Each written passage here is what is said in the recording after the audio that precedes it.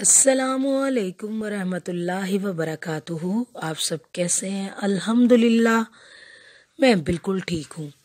सलाम में पहल करनी चाहिए। सलाम में पहल करने से सलामती आती है, और जब कोई दूसरा मुसलमान बहन भाई हमें जवाब देता है पलट कर, तो हम पर भी सलामती वापस आती है। तो इस वजह से हम सबको अस्सलामुअलैकुम वरहमतुल्लाहि वबरकातुहू ज़रूर कहना चाहिए, बेशक कोई अनजान मुसलमान हो या कोई अजनबी हो। अल्हम्दुलिल्लाह अल्लाह ताला ने हम सबको मुसलमान बनाया है, और अल्लाह पाक हम सब का ख़ात्मा ईमान पर करे। आमीन सुम आमीन। जाने अनजाने में हमसे कोई भी ऐसा गुनाह या गलती ऐसी हो जाती है तो अल्लाह पाक उस पर गिरफ्त ना रखे, और हमारे माँ बाप, नाना नानी, दादा दादी के और परदादा परदादी के भी गुनाह कबीरा गुनाह सगीरा अल्लाह पाक माफ़ फरमाए। आमीन सुम आमीन। आज मैं हल्दी के बेनिफिट आपको बताने जा रही हूँ। हल्दी से इलाज कैसे पॉसिबल है, आज मैं ये बताऊँगी अपनी वीडियो में। हल्दी दो तरह से होती है।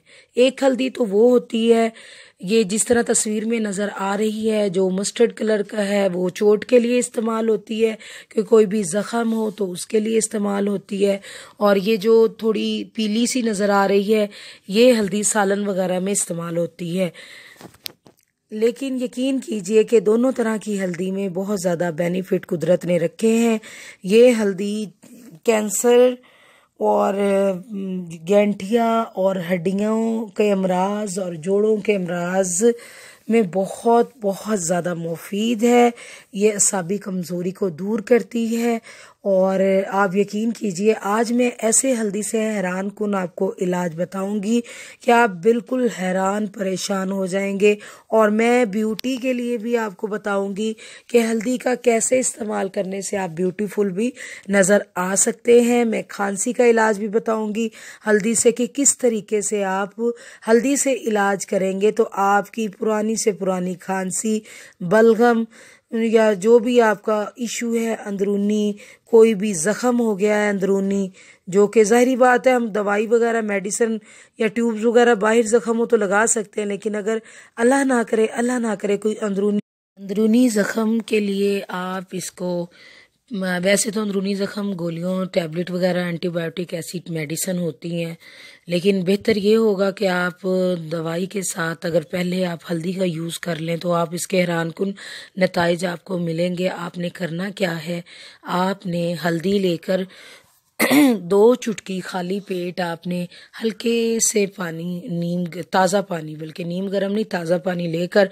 आपने वो 2 चुटकियाँ निहार खाली पेट आपने वो हल्दी लेनी है। अल्लाह के हुक्म से अंदरूनी आपके कोई भी मसला है, तकरीबन ये आपने 7 दिन तक इसी तरह लेनी है। 2 बड़ी चुटकियाँ लेनी है और वो पानी से आपने वो मतलब अंदर ले जानी है, जिस तरह हम पुड़ियाँ बनाते हैं। उसके अलावा आपने क्या करना है, ब्यूटी के लिए आपने क्या करना है, दूध लेना है।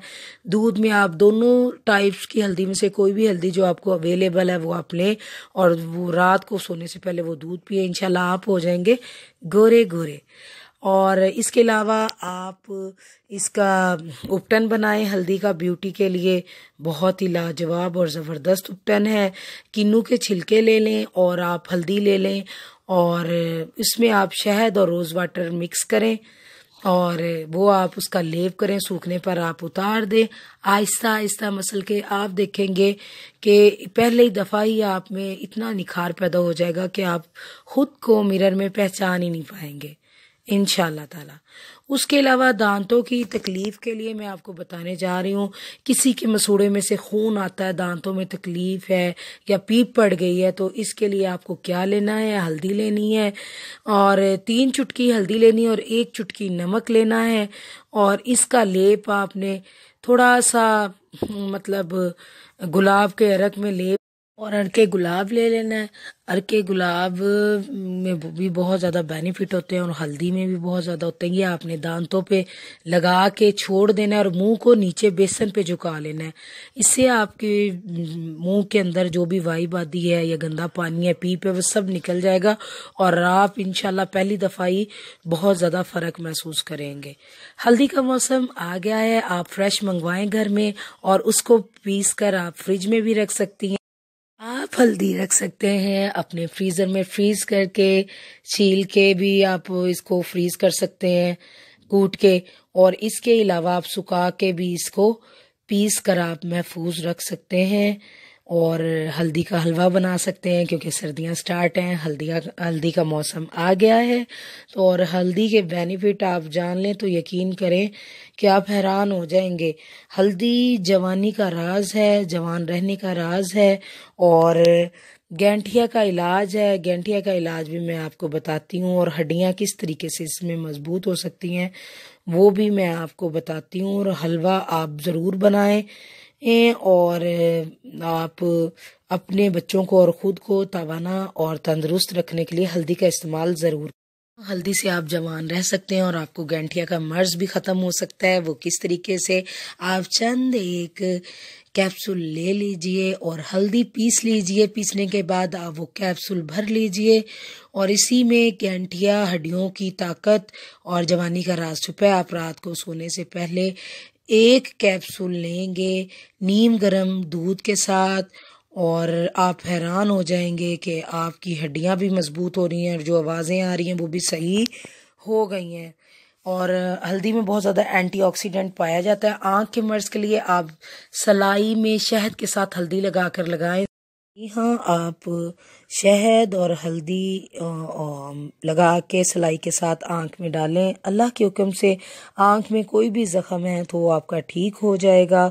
हल्दी के कुदरत ने हल्दी में बहुत ज़्यादा बेनिफिट रखे हैं और यकीन कीजिए कि हल्दी में हर मर्ज़ की तकरीबन हर मर्ज़ की दवा है ये हल्दी।